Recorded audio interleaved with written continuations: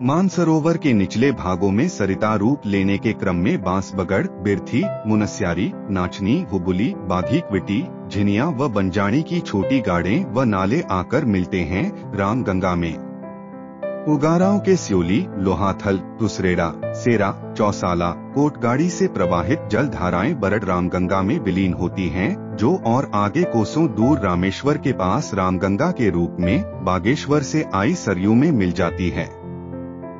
बड़ायू और पुंगराव पट्टी का प्राचीन तीर्थस्थल है और मुक्ति धाम है। थल रामगंगा की गोद में कालीनाग, तिंगलनाग, धौलीनाग आदि नागराजों की उपत्यका में बसा है थल। इसे वानर राज बाली की तपस्थली भी कहा जाता है। परिजरावक व तीर्थयात्री पहले लोहाघाट, जागेश्वर, पाताल भुवनेश्वर होते कैलाश यात्रा के क्रम में थल पहुंचते थे, जहां बालेश्वर मंदिर थल उनका पड़ाव होता था। थल से आगे जौलजीबी, व्यास 14 घाटियों की बीहड़ गुरु पद यात्रा से परिक्रमा संपन्न होती। थल के पूर्व में नाचनी, बांसबगड़, तेजम, मिर्थी, पश्चिम में मुवानी, कौलपानी, उत्तर में पुंगराव पट्टी तथा बड़ायू पट्टी के अनगिनत गांव तो दक्षिण में डीडीहाट, धौरपट्टा स्थित है। थल एक बीचों बीच रामगंगा प्रवाहित होती है, जिसके एक किनारे में प्राचीन मंदिर और पीपल का वृक्ष है, तो दूसरे सिरे में पुंगराव पट्टी की एक बड़ी गाड़। मध्य में बने पुराने लोहे के पुल से रामगंगा को पार किया जाता है। दूसरे सिरे पर पुंगराव पट्टी की एक बड़ी गाड़ रामगंगा नदी में मिलती है। इसे बरड रामगंगा संगम कहा जाता है। रामगंगा में गंगा जी का 7वां अंश निहित माना गया है। मानस खंड में भी रामगंगा का उल्लेख है। मध्यकालीन मुगल इतिहासकार निमामुद्दीन ने तारिक-ए-इमाम शाही नदी में रामगंगा को रहत कहा है। पहले रथवहिनी और सुबामा नाम से भी इसे जाना गया। ऐतिहासिक परिप्रेक्ष्य में काली कुमाऊं के अंतर्गत मांडलिक राज्य रहा सीरा, जिसने डीडीहाट और निकट क्षेत्रों के साथ थल भी संबंधित था। पंडित बद्रीदत्त पांडे ने कुमाऊं के इतिहास में थल के राजा सूर सिंह मेहर का उल्लेख किया है। समय समय पर सीरा के राजाओं द्वारा ही इसका प्रबंध किया गया, जो कत्यूरी के अधीन था। कत्यूरी राजा सूर्यवंशी थे, जिन्होंने कई स्थलों पर सूर्य मंदिर बनाए। थल के समीप भी सूर्य की प्रतिमा पाई गई है। ब्रह्मदेव नामक कत्यूरी राजा के काल में एक हथिया शिल्पकार का उल्लेख है, जिसके द्वारा थल के बलितर गांव में एक देवाल एक ही शिला को तराशकर निर्मित हुआ है। वत्यूली थल में मिले ताम्रपत्र के अनुसार इस क्षेत्र में मल्ल राजाओं का काल सन 1353 ही बताया गया है।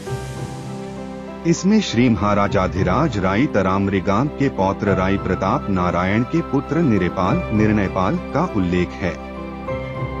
यहीं मिले एक अन्य ताम्रपत्र में महाराजाधिराज बलिनारायण 1442 का उल्लेख मिलता है। जेटी शासकों को पराजित कर बसेड़ा वंश ने सीरा पर अधिकार किया तथा 3 पीढ़ियों तक राज किया। इसके 3 राजा डुंगरा बसेड़ा, मदन सिंह बसेड़ा और राय सिंह बसेड़ा रहे। राय सिंह बसेड़ा को सोमा मल ने पुनः पराजित कर सीरा पर अधिकार कर लिया, जिसका पुत्र हरिमल सीरा अंतिम डोटी शासक रहा। 1437 में भारती चंद्र के द्वारा डोटी पर हमला कर डोटी के कुछ भाग के साथ सीरा, जुमला, बजांग और थल के क्षेत्र को जीत लेने का उल्लेख है। रुद्रचंद ने हीरामल को हराकर सीरा पर विजय प्राप्त की थी। रुद्रचंद की 3-4 पीढ़ियों के बाद बाज बहादुर चंद का पुत्र उद्योगचंद राजा बना।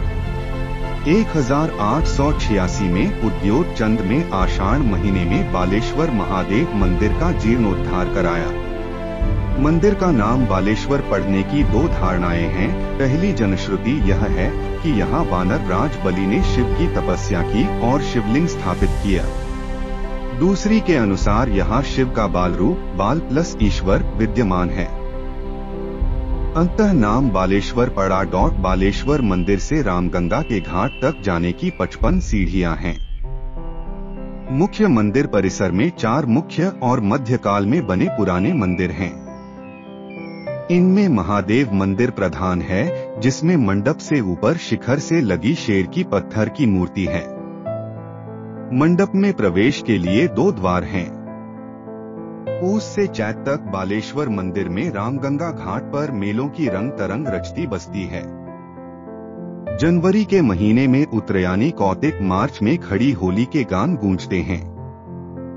शिवरात्रि और ठुल थल के मेलों में यहाँ की परंपरागत पोशाकों, खान पान, रीति रिवाजों की बानगी दिखती हैं। पंडित बद्रीदत्त पांडे के अनुसार पहले ठुल थल का मेला चैत पूर्णिमा को लगता था, फिर इसका आयोजन विषुवत संक्रांति को किया जाने लगा। मेले में स्थानीय उत्पाद जैसे दानपुर से निंगालू और बांस की चटाइयाँ, डोबके बयान, पुरोलिया, बीमार, डालियाँ, सुप्पे, शौका व रंडक जनजातियों द्वारा बने दन, पंखी, चुटके, फुलमों के साथ नेपाली शिलाजतू, पुटकी, गंधरैन, जम्बू व नाना भेषज, खम्पाओं के पिटारे जिनमें मोती से लेकर भोटिया, मूंगा व विविध मालाएं रहती हैं।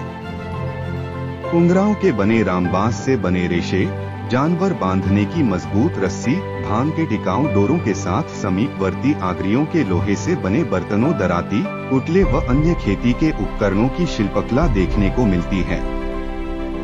बागेश्वर से आई तांबे की गगरी के तो कहने ही क्या, साथ में गद्दे पर चुस्त दनपुरिये, कुकुर पिल्ले, समीपवर्ती मुवानी के केले तो प्रसिद्ध हैं ही, साथ ही मेले में बनी लाल जलेबी और रामगंगा नदी की छोटी मध्यम मछलियों वाला माछ भात तो आज भी बहुत प्रसिद्ध हैं। YouTube पर सब्सक्राइब करने के पैसे नहीं लगते, वो बिल्कुल फ्री है। पता नहीं है क्या आपको, तो कर दो ना यार सब्सक्राइब। क्यों इतने कंजूस बने बैठे हो, तो फटाफट लाल कलर का बटन इसे दबाओ।